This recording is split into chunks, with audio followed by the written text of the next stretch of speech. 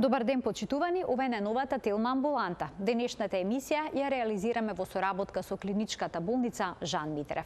Болката во вратот е меѓу најчестите тегоби со кои се соочени луѓето од сите генерации, односно на сите возрасти. Што се може да биде причина за неа? Дали лошото држење на телото или пак прекумерното гледање во екранот на мобилниот телефон може да доведе до болка во вратот? Тука се и дегенеративните заболувања на вратниот дел на рбетот. Во таков случај како изгледа болката и која е улогата на физиотерапијата во намалувањето на болката во вратот? Имаме навистина многу прашања кои што денеска ќе ги упатиме на Блаже Арсов, дипломиран физиотерапевт во клиничката болница Жан Митрев. По рекламите следува разговорот.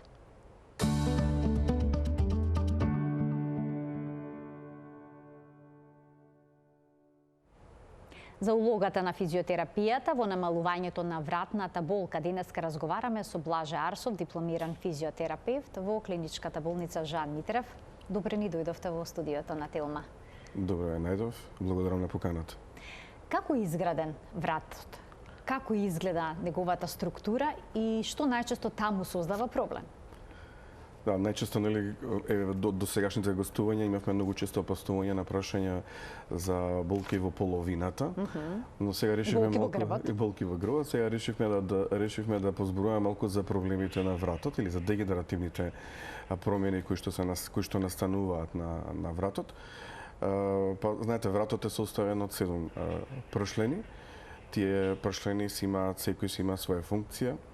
Имаме, како што реков, 7 пршлени, помеѓу нив има, освен коскината структура, постои интервертебрален диск, кој што е како еден амортизер. Постојат лигаменти, постојат мали мускулчиња, тие конектори помеѓу себе, на сите тие 7 пршлени, за да може главата да ја вртат да ја движат во различните оски. Знаеме, значи можеме да имаме да правиме некоја си флексија, екстензија, вртење на лево или на десно, и кога овие движења по некаков начин ни се ограничени, тогаш веќе зборуваме за некаков проблем кој што е настанат. Најчесто тоа се дегенеративни проблеми. Јас тоа би го крстил како еден вид животна амортизација, ако може вака да се изразам, кој што во текот на годините од континуираното користење, да кажам, на вратните прштени или носењето на сопствената тежината на главата, начинот на живот кој што преферираме да го живееме. Сега во последно време со користењето на технологијата, на паметните телефони, смартфоните, нели, таблетите, континуираното седење и извршување на работни задачи пред компјутер допринесува уште повеќе да се забрзаат дегенеративните процеси. Проблем ли е прекомерната употреба на мобилните телефони и гледањето во екранот, бидејќи тогаш главата е спуштена надолу, вратот исто е надолу, под одреден агол, неприроден. Да, неприроден агол. Значи, а така сидиме понекогаш со часови. Дури сега има една фраза која што се употребува смартфон постура. Значи веќе се нарушува целокупната постура на човечкиот организам. Значи целокупното држење на телото. Апсолутно целокупното држење точно на телото, заради тоа што не станува збор за употреба од 3 до 4 минути или 5 минути, туку најчесто, за жал, дури помладите многу почесто, ги користат овие уреди дури подолго од час, па 2, зависи од оној што прават, да кажеме со телефоните, и се доведува до една нефизиолошка поставеност на главата со наведнување во една флексија, во кој што во исто време се активираат и мускулите кои што се на грбот и на вратот позади, за да може да ја одржуваат тежината. Со некои истражувања се докажува дека всушност дури се зголемува до некои си 27 килограми тежина на самите пршлени во одржувањето на главата, кога ќе се промени незината позиција нанапред. Сега кога станува збор веќе за континуирано користење или веќе промена на начинот на живење со користење на овие паметни уреди, да ги кажам, кои што можеби во несоодветна позиција ги користиме. Тие може да се користат, немам ништо против, нели, новата технологија апсолутно тоа ни е од корист, но тоа треба веќе да биде соодветно поставено, да биде во добра позиција, да ја вратиме Еве го мобилниот телефон, од мобилен телефон, како да гледаме правилно, може да ни покажете? Многу пати тоа сме го коментирали дома и со децата, нели, бидејќи нормално најчесто што употребуваат за жал. Да, никој во оваа позиција не седи. Да, но ова е таа позиција во која што би требало да го поставиме телефонот, да можеме да прочитаме порака евентуално, да пратиме некоја информација, да гледаме некое видео, но мораме да знаеме дека всушност не е идејата ние да го користиме уредот со часови. Факт е дека во оваа позиција, кој што на почетокот можеби не ја чувствуваме болката или можеби не чувствуваме ништо. Децата се многу поеластични, витални и немаат никакви амортизации, да кажеме, на дете од 10, 11, 12 до 15 години и полесно би се справил во тој процес, но за повозрастните луѓе во оваа позиција во која што се, па дури многу често, дури кога се налегнуваат наназад, па си поставуваат и перници и главата добива уште, да кажам, некаква потпора позади, но сепак флексијата е флексија. Доаѓа до еден вид, да кажам, изместување малку на позицијата на вратот. И нормално е дека тогаш ќе се појават и различни симптоми. Најчесто тоа може да бидат различни. Ако одиме од аспект на дегенеративните промени, тие може да предизвикаат различни, да речеме, цервикоцефален синдром, кои што ги вклучуваат главоболката, вртоглавица, понекогаш гадење, повраќање. Цервикалниот синдром е комплексен синдром кој што има определена болка во определен дел од вратот, ограничена некоја мобилност, додека цервикобрахиалниот синдром, да кажеме, кој е дегенеративни проблеми кои што може да го предизвика, тоа е веќе кога се доаѓа до притисок или компресија на нервните коренчиња кои што излегуваат од овој дел на вратот. Цервикобрахиален, значи од C5 до C7, од каде што излегуваат овие нерви, по должината кои што ги нервираат, нели нервот кој што излегува од згоре, по должина на самото рамо, па до прсите, па така да луѓето чувствуваат првично ограниченост, вкочанетост на вратот, чувствуваат заради засегнатоста на нервот, понекогаш чувствуваат трпнење, пецкање на самите прсти, на самиот екстремитет, понекои чувствуваат како оттрпнатост на задниот дел, да кажеме, од рамото, се во зависност од она каде, кој дел од нервот е, да кажеме, компримитиран во ситуацијата. Понекогаш тие болки може да бидат и поназад, да кажеме, во пределот на лопатката, помеѓу двете лопатки.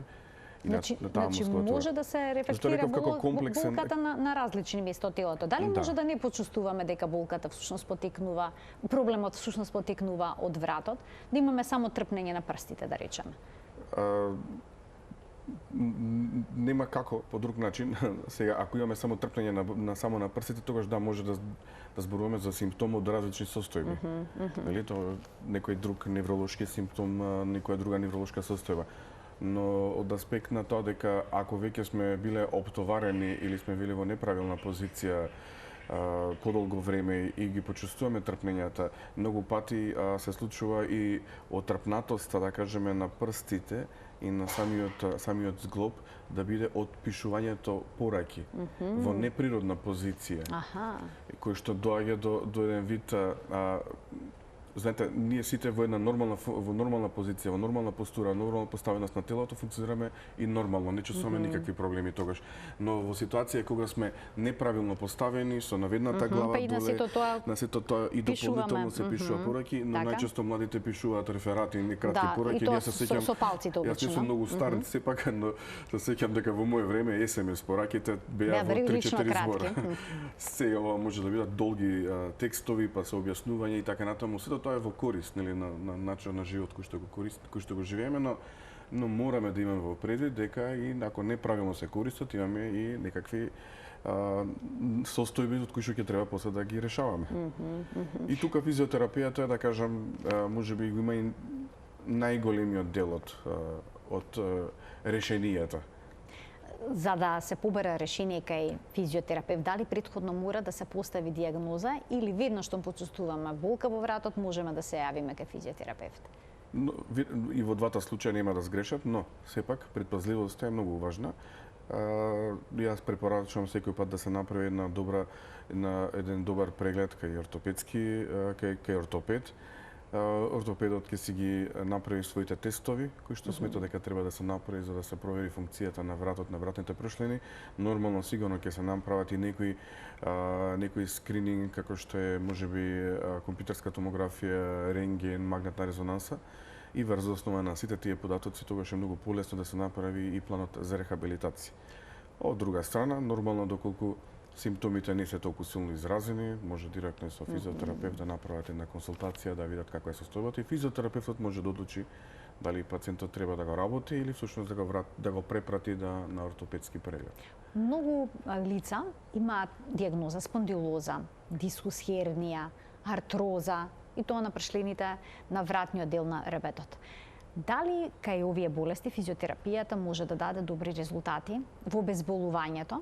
Па ја би рекол одлични резултати.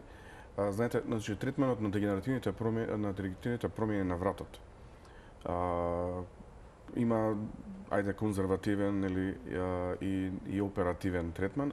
Во конзервативниот се вклучуваат и фармаколошкиот лекување со примена на лекови за третман на болка, вклучително дополнително и физикалната терапија овде, дали тоа ќе биде електротерапија, дали некои мануелни третмани ќе се употребуваат. Сега веќе постојат еден куп, јас ги викам како еден куп орудија кои што физиотерапевтите може да ги употребат и техники за намалување на болката и да биде многу побрзо и поефикасно. И на крај се завршува можеби со потреба од употреба да речем оперативни третмани, но тоа е последното решение доколку физиотерапијата не успее да кажам не даде резултати и доколку всушност станува збор за некаква потешка состојба и хронична болка која што не се решава можеби со подолго време, значи сепак физиотерапијата го има најважниот сегмент во третманот на овие состојби. Понекогаш тоа може да биде и од 6 месеца, година, дена, 2 години и се зависи од тоа дали пациентот прави некакви промени во контекст на дадените совети кои што му се дадени од физиотерапевтот. Знаете, многу пати се случува пациенти кои што го решаваме проблемот, во можеби некоја си, јас ги крстам вака како битки од месец дена за да се намали болка, да се лоцира кој мускул е оптоварен, па да се изрелаксира, да се добие една добра релаксација на мускулот, кој што има спазам или можеби некој си едем, го решиме проблемот и на крај истиот тој пациент се враќа на сопствените навики од претходно со неправилно користење на опрема, да кажеме на смартфони, на компјутери, таква работа, канцелариска работа или пак можеби во ситуација кога веќе дигаат многу големи тежини, тежок товар, така да и тогаш не можеме да кажеме дека ние не сме биле успешни, туку можеме да кажеме дека пациентот не се придржувал на веќе дадените совети и инструкции како да функционира, бидејќи факт е дека нашата работа е ние пациентите да ги направиме работоспособни. Но не значи дека треба да ги вратиме на истото место, на истиот причинител на проблемот. Треба да се применуваат мерки. Кај нас во последно време луѓето почесто вежбаат и веќе тоа гледам дека една добра пракса. Секој дневно можеме да видиме луѓе кои што се рекреираат, дали покрај кеот на Вардар, дали веќе дома луѓе, многу пати ми се јавуваат да ме прашуваат и кои вежби да се прават.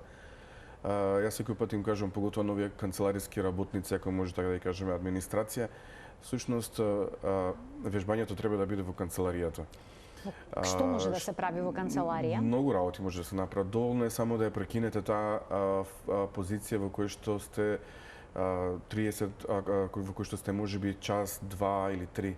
Неосетно во интерес на завршување на работните задачи, по некој пат седиме во едниста позиција пред компјутер, мислејќи што треба, како треба да напишеме, да сработиме, обработуваме податоци така натаму, но не чувствуваме дека во тој момент всушност и правиме една вкочанетост, бидејќи се акумулира и нормално и стрес преку завршување на тие работни задачи, да бидеме искрени, нели? Секој пат со некакви рокови сме врзани. Тој стрес нормално дека ќе предизвика една вкочанетост на мускулатурата, зависи и во каква позиција. Не сите имаат добри ергономски поставеност на компјутер, на глушецот со кој што го контролира, да кажеме, тастатурата како е наместена, висината на столчето, дали таа столица. Има правилото на која висината е столчето? Апсолутно, тоа се треба да биде направено, поставено во една добра позиција врз основа на висина на пациентот, така да тоа се Индивидуално не можам да ви кажам точно во која висина, но индивидуално врз основа на висината на пациентот се одредуваат висината на пример на столчето, висината на бирото. Потребно е тој работник после извесно време континуира на иста позиција да стане и да направи истегнување. Доволно е да направи истегнување.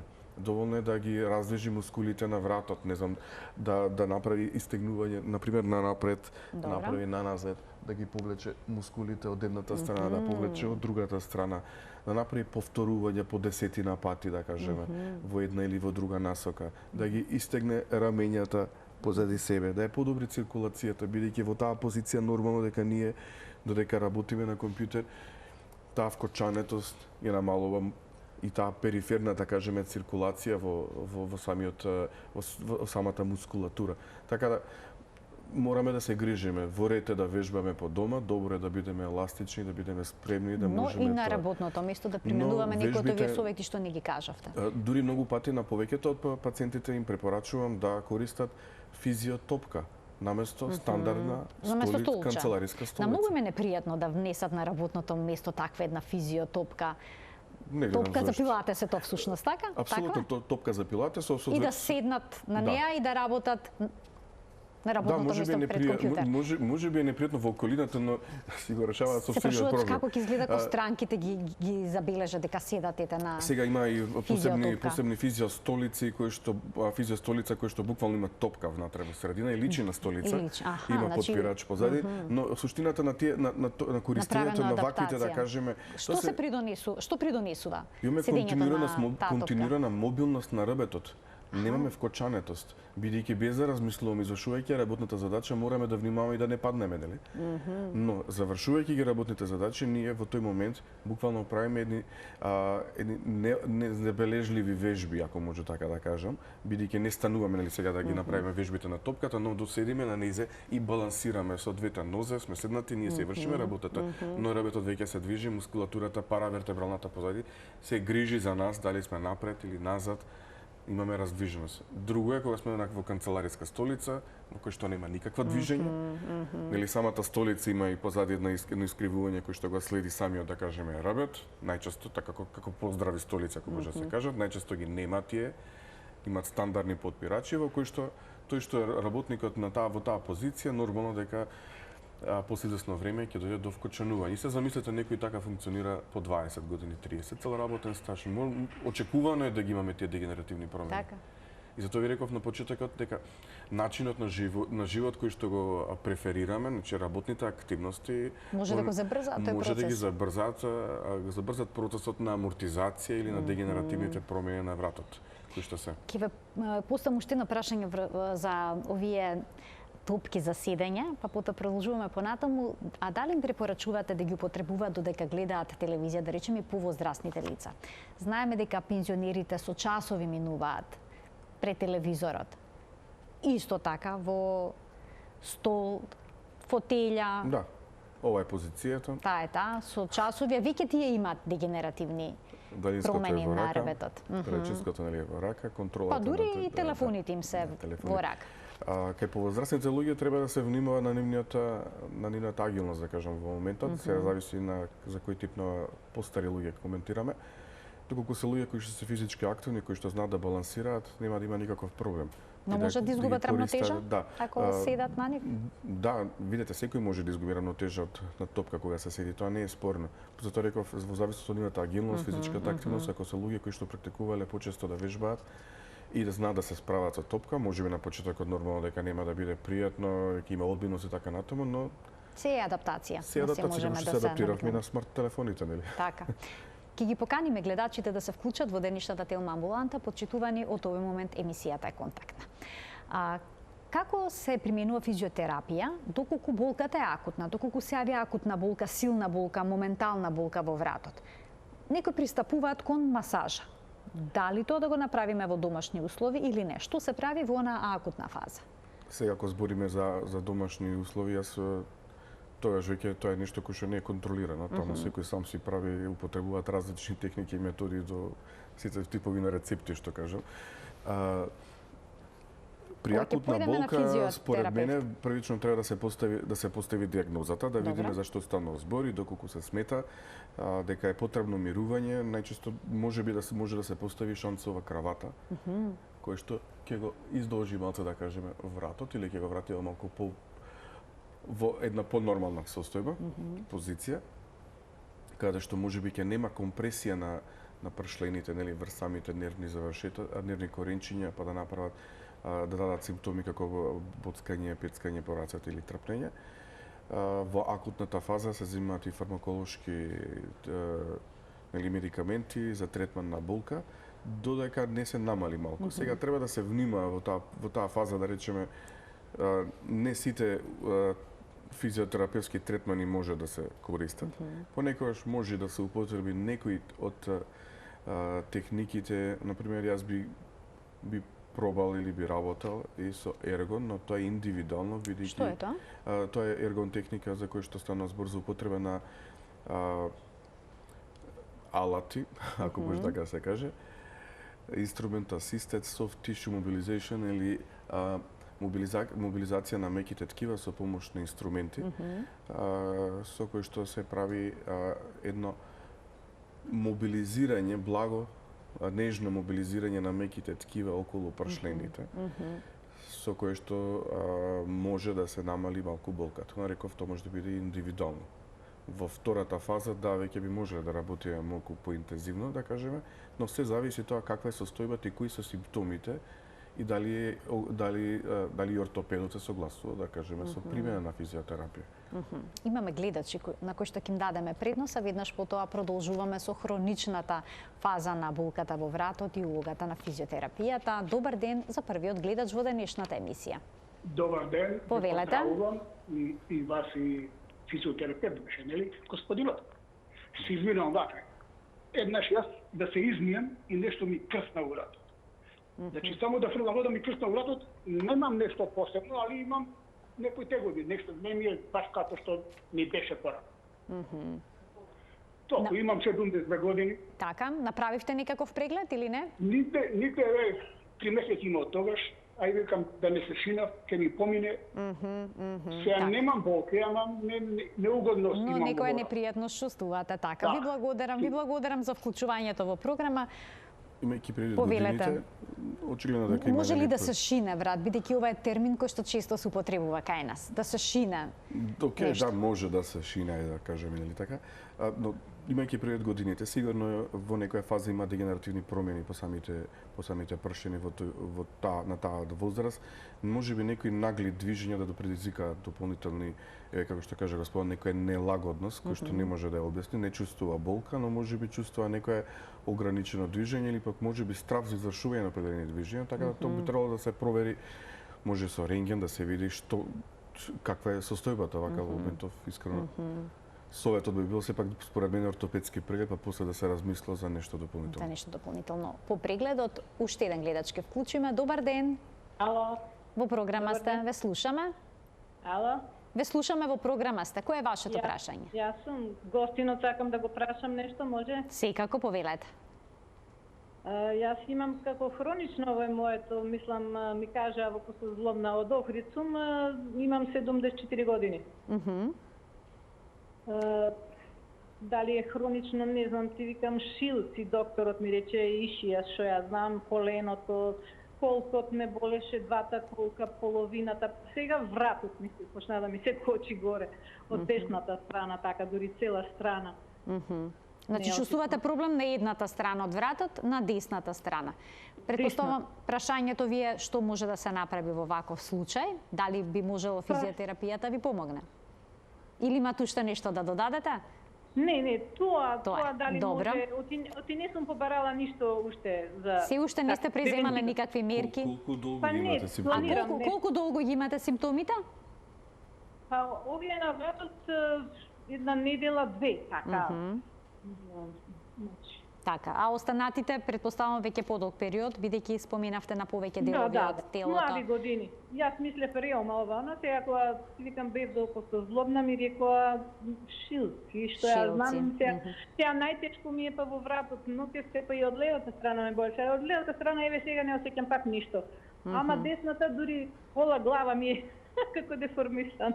Така, ве разбирам. Во ред, ви благодарам за вклучувањето во денешната емисија. Тоа оди во контекст на оние симптоми кои што ги објаснувавме на почетокот, нели? Само сакам да додадам од аспект на, значи пациентката спомна дека имала ишијас, колку што разбрав дадена како диагноза претходно. Значи тоа е за лумбосакалната регија на прашлените, но дегенеративните промени се насекаде. Тие може да бидат во било кој зглоб, на било кој прошлен, така да тоа се, да кажам, еден процес амортизација, да кажам, на самиот скелетен систем, мускулно-скелетен систем. Во контекст на прашањето би ќе кажа дека е една недела, искрено би требало да направи некој преглед, кажа дека некои докторите кажа дека има остеофити, значи шилци.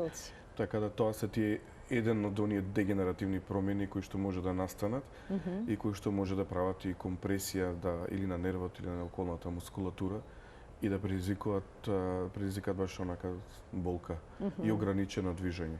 Значи најнапред е потребно диагноза, а доколку се работи за шилци, се препорачува Да, при остеофитите може да се примени малку поразлична физикална терапија, поразличен третман за, да кажеме, за третманот на остеофитите и на симптомите околно кои што ги создаде таа состојба.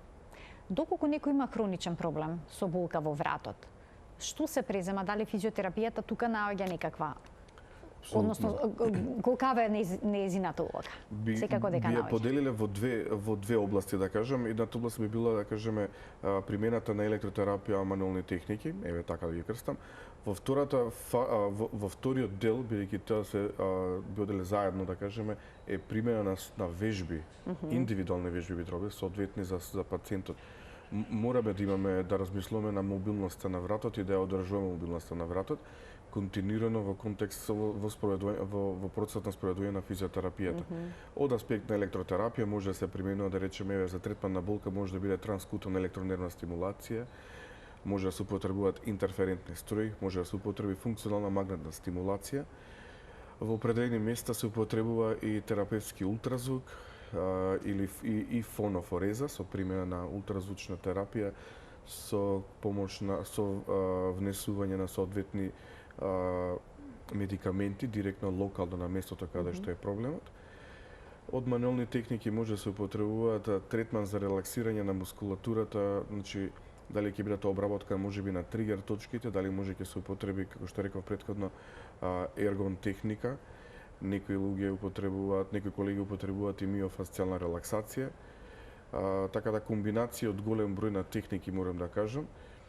Мојот совет што би го дал, да кажеме, во контекст на луѓето кои што не слушаат, да побараат физиотерапевти кои што работат во приватни институции. Ја не зборам ништо против јавните, но приватните институции имаат поголема лепеза на техники кои што се и модерни и побрзо даваат резултат. За жал, морам да кажам, многу мал број јавни институции применуваат и малку помодерни техники. Тоа е нешто, можеби заради тоа луѓето чувствуваат, многу пати има коментари дека после, знаеш, бев на физикална терапија месец дена, немам никакво подобрување.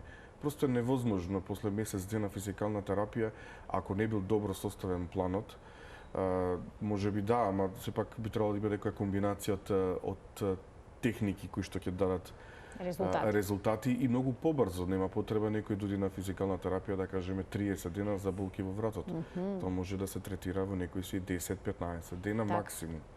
Во завис од сега, да кажеме, нели, од состојбата, симптомите и така натаму, или колку долго време пациентот бил во некаква состојба, нели, пред малку случај има луѓе кои што и по 3-4 месеца си ги трпат болките дома, создаваат и нови проблеми, па после тоа е тешко да се врати. Но, да речеме, нешто што настанало во последните месец дена, може да се третира многу побрзо.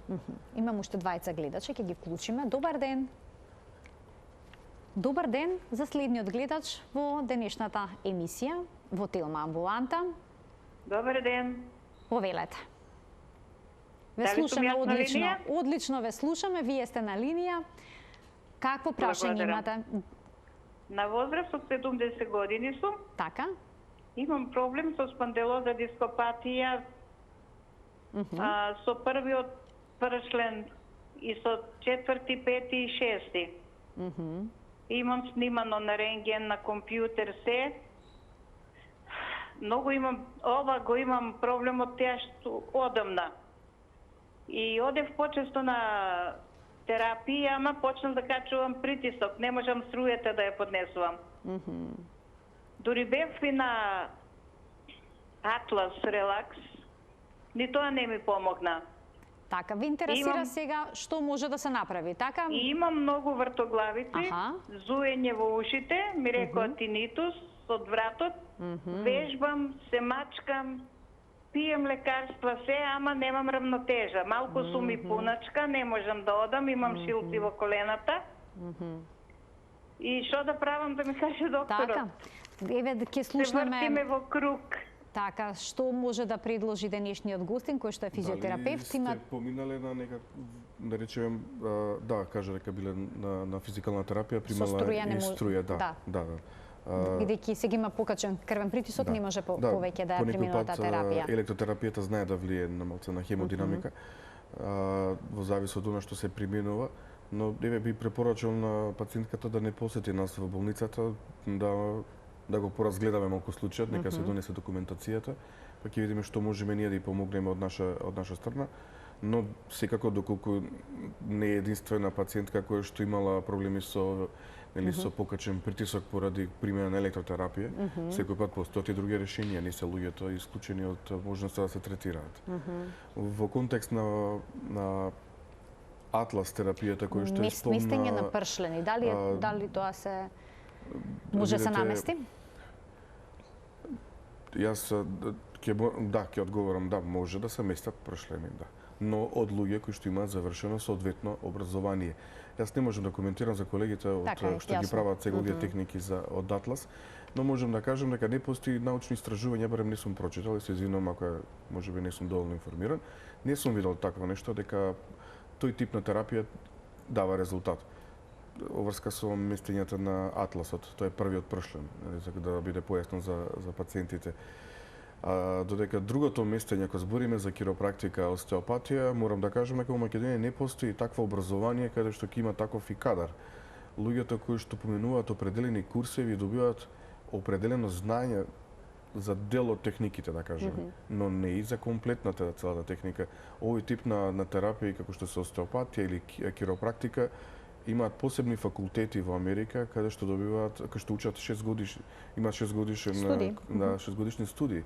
Така да малку повнимателно да аспект на местење, да ако може вака да се изразам, на користење на такви малку по ризични техники. Уште двајца гледачи ќе вклучиме. Добар ден. Добар ден. Повелете. Јас се јавувам од Штип. И имам 77 години. Грбо ме боле, неверојатно не знам како да ви опишам, не секој пат. Боле ме од ноќес како спијам, станам се мене грбо ме боле. Може да мислам, не знам како ти кажам, боле ме, како да ме пече, не знам како ти кажам. Така, значи а не само идена, има мојдено за грбо, вика, па тоа, вика, ќе си ставиш такво да се врзам крпа згоре, да го стегам. Може ли тоа да биде така? Добро, ви благодарам за вклучувањето во програма. А што да врзи? Па, да не се тие за исправување. Можеби некој помагала, ортопедските помагала. Да, ма тоа не е единственото решение, тоа не е ни решение, тоа е само, како да кажам, помагало, кое што треба да помогне, да кажеме, во исправување, да кажеме, на работот.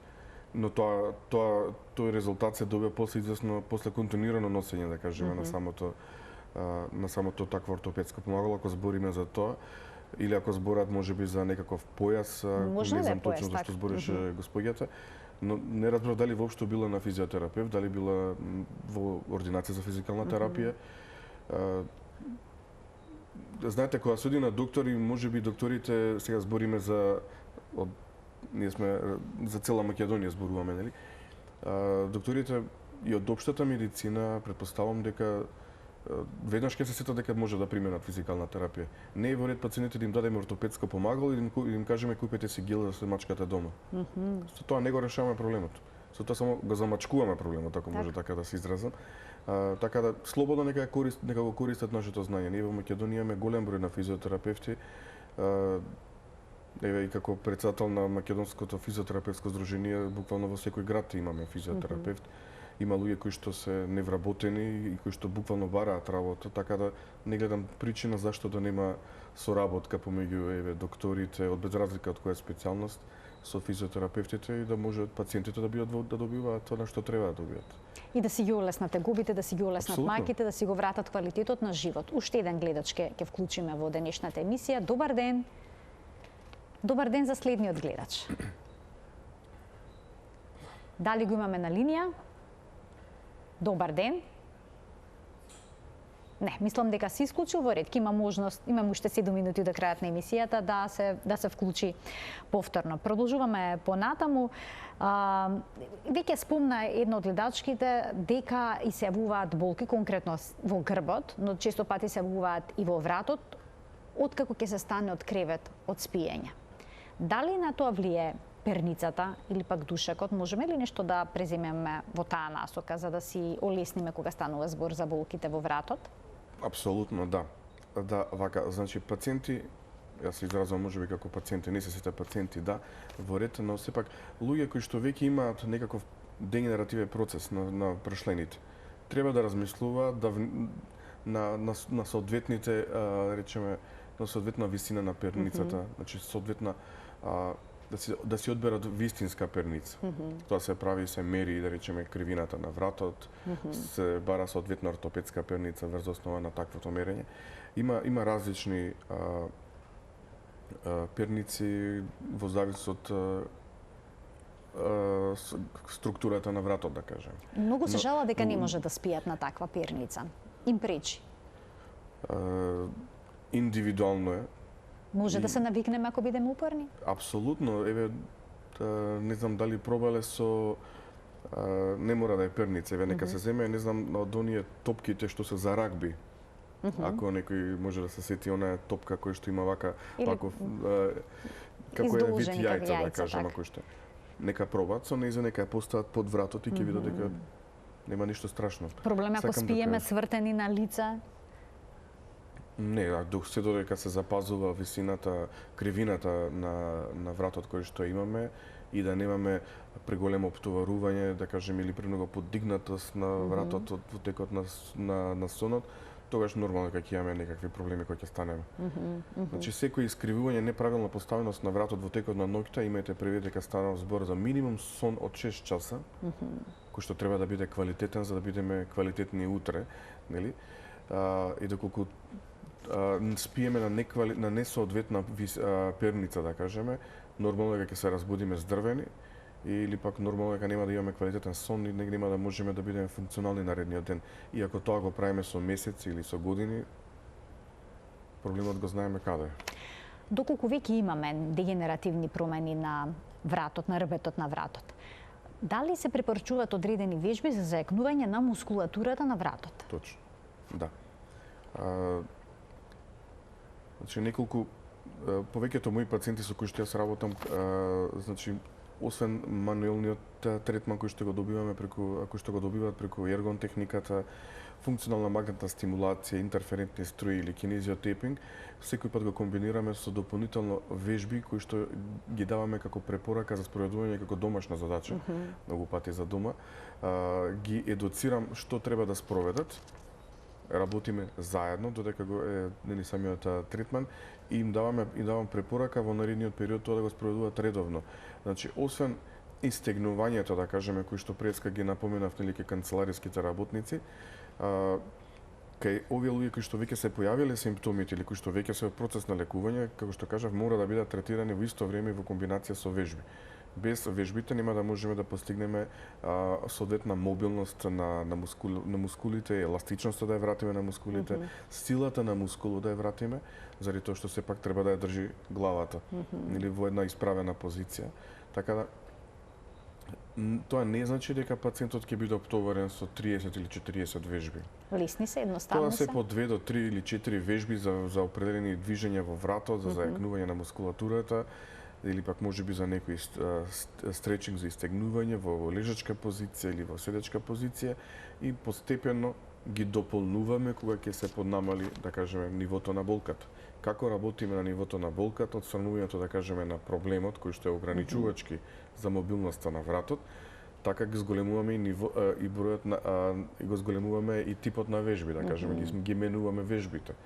Определени вежби се користат, да речеме, во една определена позиција, кога ќе се подобри малку состојбата на мускулатурата, малку намален спазам или намалена болка, тогаш ќе дозволуваме да го зголемиме, да работиме на зголемување на обемот на движење, на извршување на определено движење, да кажеме, дали тоа ќе биде во вртењето, дали ќе биде во флексијата или во екстензијата на вратот. И сосема накратко, моето последно прашање, многу лица имаат подзакривување на вратот, значи и една грбка позади. Може ли тоа да се надмине со вежбање и со физиотерапија? Да, тоа може да се намене. Сега не можам да бидам, да кажам дека со 100% кај сите пациенти, но да, и многу често во последно време го гледам, буквално кај повеќето пациенти кои што доаѓаат со проблеми во болки во вратот, буквално е изразено овој тип на една така наречена грбка околу C7, значи околу последниот вратен пршлен, со поставена глава малку нанапред. Овде може да се применат повеќе, значи да се применат и вежби, да се примени електротерапија и да се примени ергон и кинезија тейпинг. Нормално некај некои луѓе тоа веднаш се добиваат резултати, после 3 до 4 третмени, некои луѓе имаат потреба од поголем број на третмени, но се зависи, како што кажав и минатиот пат, од периодот во кој што бил создаван проблемот. Нешто што е создадено во месец или во два е полесно можеби да се обработи во некои 70 дена и може и помалку, но нешто што трае со години, верувајте, да, ние сме можеби спретни со рацете и знаеме да се справиме, нели, во техниките кои што ги поседуваме, но сепак не сме магионичари. Така. И сосема на крајот на денешната Тилма амбуланта добив знак дека имаме гледач, ќе го замолам да биде краток и прецизен со прашањето. Добар ден. Добар ден. Повелете. Вака да го прашам докторот, имам дискус хернија на вратот, скоро цела година. Болки, значи невидени, трпки во рацете, во кочането, и сега ме предлагаат за операција, бидејќи више него цела година со болки. Дали би било нешто опасно со таа операција или? Така, добро, ви благодарам за вклучувањето во денешната емисија. Само да напоменам дека денешниот гостин е дипломиран физиотерапевт, не е доктор. Не сум доктор, јас сум дипломиран физиотерапевт, се бавам со физиотерапија. Во контекст на прашањето, значи вака, секоја операција е ризична операција, не може да биде неризична. Дали операцијата ќе ги даде очекуваните резултати, и за сето тоа е нешто за кое што не може да се предвиди. Може да се зборува само преку статистика. Во контекст на тоа дали треба да се оперира, него постои прашањето господината секако, но да одговорам, според мене секој пациент кој што ги исцрпил сите можности на третман со физикална терапија, соодветна квалитетна физикална терапија, може би треба да биде опериран. Но тоа е одлука на ортопедите, на неврохирурзите. А инаку кога станува збор за дискус хернија на вратот, физикалната терапија може да даде подобрување, бидејќи се работи за многу силни болки? Може да даде резултати, но реков доколку се исцрпени, тогаш може да се размисла за некое си оперативно решение. Конзервативните третмани треба да бидат сите можности исцрпени. И обично за колку време дава резултати доколку се применат различни физиотерапија, така? Пак во контекст на, значи не знаеме точно колку време е создадено. Тоа треба време да пројде, за треба да се види каква е состојбата, колку време го имала тој проблем пациентката, колку време се соочувала со овие симптоми и со проблемите, и дали е, како што кажав, поминала низ квалитетен процес на физиотерапија, кој што бил соодветно да има соодветна примена на различни техники, кои што ќе дадат резултати. Во оваа ситуација не знам што се е правено со господјата. Но затоа кажав дека да бидат најнапред исцрпени сите можности на физиотерапија. Најважната работа што треба да се знае и дури во постоперативниот период. Пациентката повторно ќе има потреба од физиотерапија. нормално дека пациентката после операција ќе треба да биде третирана со физиотерапија заради и за спроведување на вежбите, за решавање на проблемот кој што ќе биде, да кажеме, од самиот рез позади, така да физиотерапевтот ќе биде покрај. Така неизбежна физиотерапијата Како што знаете, во претходните мои гостувања многу пати сум кажал дека физиотерапијата ги служува пациентите во сите области од медицината, значи од урологија, гинекологија, буквално до гериатрија, значи педиатрија, нема медицинска гранка во кој што физиотерапијата не може да даде свое значење, да. своја улога. Ви благодарам многу за вашето денешно гостување во Телма Амбуланта. Секогаш интересни разговори, исполнети со многу нови податоци и важни совети и препораки за нашите гледачи. Јас ви благодарам на поканата. Сакам да споделам една новина, една вест. Значи, Македонското физиотерапевско здружение од пред 2 месеца и официјално е член на Светската конфедерација на физикална терапија и сме единствени представници од Македонија. Сакав ова ексклузивно да го споделам. Честитки за успесите. И ви посакувам понатамошни успеси во работата. И со здруженијето и во областа во која што работите. Благодарам на вас на поканата. Почитувани, ова беше се во денешната Телма Амбуланта. Ви благодарам за вниманието со кое што не следевте. Се гледаме секој работен ден на Телма. Пријатно.